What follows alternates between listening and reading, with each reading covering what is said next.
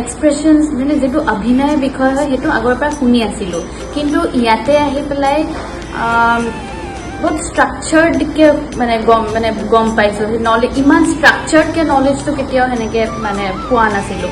য়েছ, শুনি আছিলোঁ, কিন্তু এই along with the structures by আমাক এক্সাৰচাইজবিলাকো ধুনীয়াকৈ প্ৰেক্টিচ কৰাইছে from the basic level to the following লেভেলছবিলাকলৈকে।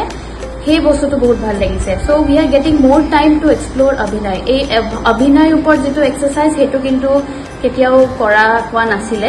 মোৰ কাৰণে এইটো ফাৰ্ষ্ট টাইম হয়। ইয়াতে ৱৰ্কশ্বপ কৰিলোঁ আজি ছেকেণ্ড ডে। বহুত ভাল লাগিছে। যোৱা বছৰো কৰিছিলোঁ আৰু অনেকা মেমৰ পৰা বহুত কথা শিকিব পাৰিছোঁ। ভাল লাগিছে। ফাৰ্ষ্ট টাইম আহিছোঁ মেমৰ তাত। চ' শুনি আছিলোঁ যে মেমে এক্টিং মানে সত্ৰীয়াটোৰ উপৰিও এক্টিংখিনি কেনেকৈ আনিব পাৰি ডান্সটোৰ লগতে।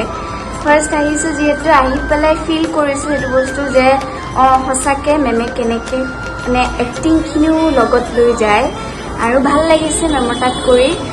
আৰু পিছতো যে আহিব পাৰিম সেইটো ইচ্ছা আছে।